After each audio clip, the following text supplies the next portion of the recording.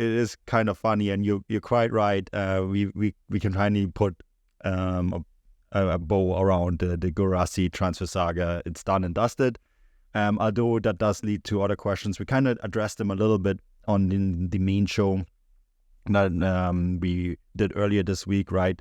There's some question marks. What will happen next? And one day soon we're going to talk about Borussia Dortmund in depth. But they have so many other strikers under contract, and the name that's currently being discussed as possible outgoing is Niclas Füllkrug. He was linked to VfB Stuttgart earlier in the transfer window. Now it's AC Milan who want to sign him.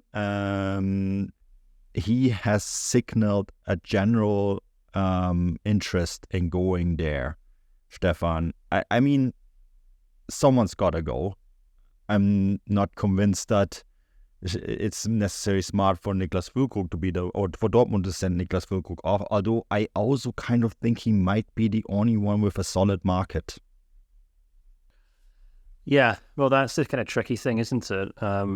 After the show we did earlier in the week, we had some subscribers asking about, which Dortmund striker will be moved on now that Guirassy has joined the club. And as I said on the show, I suspected it would be Moukoko and Sebastian Haller, simply because they're the ones who really weren't able to do a huge amount last season for different reasons, obviously. And, you don't want to blame anyone for that. But, it just seemed natural that they'd be moved on. But, obviously the fact that Füllkrug is getting, or the fact that Füllkrug's reported departure is gaining pace is a really interesting one. And as you said, you can understand why. He does have a market. He obviously there's a huge amount of fanfare around him at the Euros.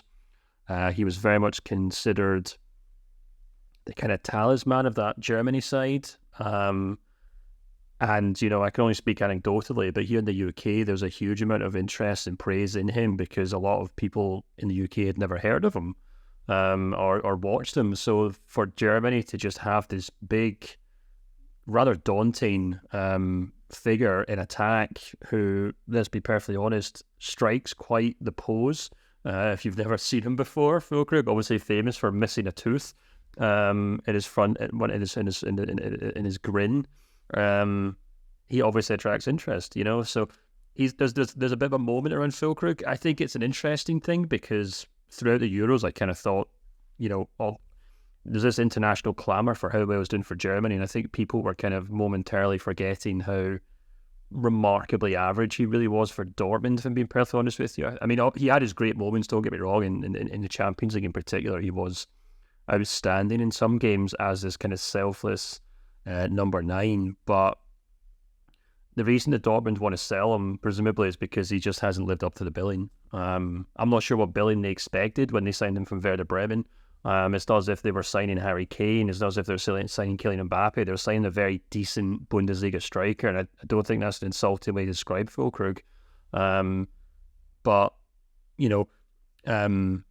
if they think they can get a decent value for him because clubs around Europe have noticed what he did for Germany, then fair enough. And equally, if no one's willing to come in for Sebastian Haller because of his health concerns, and I don't know whether there's any doubts over his future. And of course, Moukoko, who hasn't exactly lived up to his potential, shall we say, or the promise that he was suggesting a few years ago, then it only makes sense to sell Füllkrug. I'm just quite struck by the comparisons between Füllkrug and Serhou Guirassy. And if you were just basing it on how well both of them did last season, then it's pretty simple maths, isn't it? Füllkrug scored 12 goals and 8 assists in 29 Bundesliga games. They both played more or less the exact same minutes, I should add, which is really interesting. So, Füllkrug got 20 goals and assists, Guirassy got 30, so on paper, Guirassy's the better player, but and I've got their player radars open in front of me, and Guirassy's compared to Füllkrug's last season was just 100 times better. He was just a much better all-round forward, whether that be in terms of how he sets up players, his his ability to create chances, his XG, and what he did off the ball. But the interesting thing is, if you go back 2 seasons and look at Guirassy's stats from there, where we're talking about a striker who picked up 11 goals in 22 games, then, his player radar looks almost identical to Füllkrug's. So this is the kind of bizarre kind of risk that Dortmund are taking.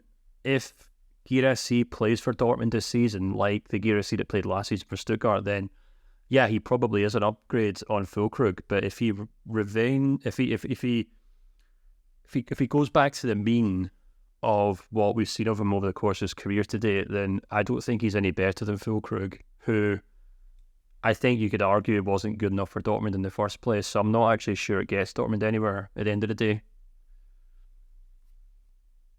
Well, the big issue with Niclas Füllkrug is, and we saw it at the tournament, is that he is incredibly impactful off the bench, right? I have the stat in front of me. He scores a goal every 64 minutes for Germany, right? And at one point in the tournament, that was as low as every 58 minutes. The Spain game, of course, ruined his average, and I put this in quotation marks because it's still an incredibly strong goal-scoring pace that he's on for Germany. But the truth of that story also is that he's incredibly impactful off the bench, right? Which is why Julian Nagelsmann likes to bring him off the bench. And I actually suspect that maybe Borussia Dortmund are aware of that as well, that, because of his physical presence and his ability, he is an average football player. Let's just say it how it is, but he is very, very effective inside the box, especially when the other team is getting tired. And that's a skill. I'm not berating Füllkrug for the ability to be a world-class off-the-bench player. That is something that is not everyone can do, right? When you can come in these really good games, come off the bench and be there immediately. You have to remember too, he did hit the post against Spain as well from a very difficult situation. So even in that game, he had those moments. And, that's maybe where some of the limitations come in. As you said, I'm not sure Guirassy is an upgrade. I have my worries that we're dealing with a little bit of a one-hit wonder here. And we'll have to, I guess, see whether he can continue to score at the clip that he has been scoring. I mean, on paper, if he's the next Füllkrug, at least he's 3 years younger and he wasn't that expensive. I'm pretty sure that on the back of this tournament, Füllkrug will easily get a job, maybe in Italy, maybe at AC Milan, and play well in that league. Serie A and Milan in particular seem to be able to get the best out of players in the 30s and beyond. So, be good for him, be good for Germany too, because as I said, he's an incredibly effective tool off the bench. So we'll see what happens there next.